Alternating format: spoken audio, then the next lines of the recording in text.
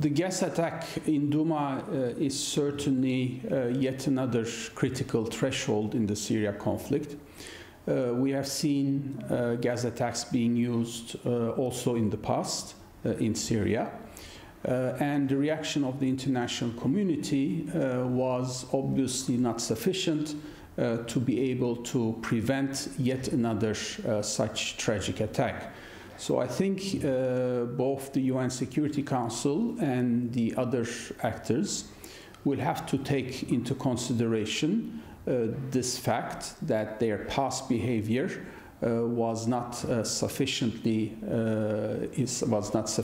to deter yet another attack, and therefore formulate their response accordingly this time around.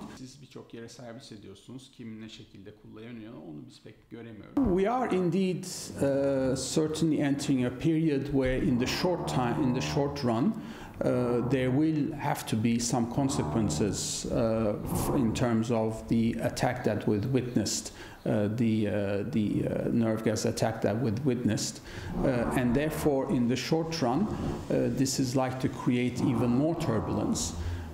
The UN Security Council will be deliberating on it.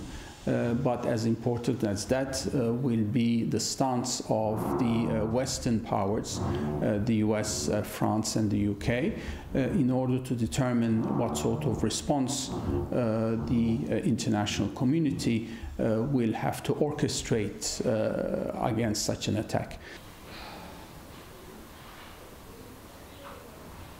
It is clear that the international system, the norms-based, the value-based system that we think the international system has espoused has failed in Syria.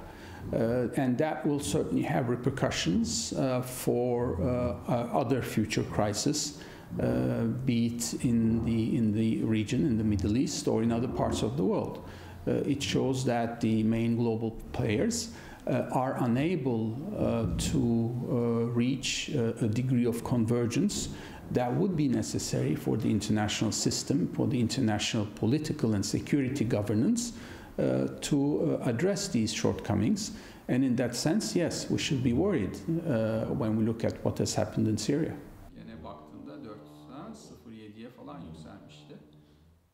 Given that Moscow has since from the beginning backed the Assad regime, the solution would be for the Assad regime to take over the control of much of the Syrian territory, including in Afrin. Having said that, the Turkish side is in no way ready to cede control to Afrin under these circumstances. Turkey will want a firm guarantee that the Syrian YPG will not then come back to this region and present a danger to Turkey's national security. So I think it would be unrealistic to expect Turkey to comply with the demands of Russia at this stage. Instead, Turkey will want to retain this control, which also allows Ankara to be a stronger player in the diplomatic negotiations ahead on the future of a political settlement in Syria.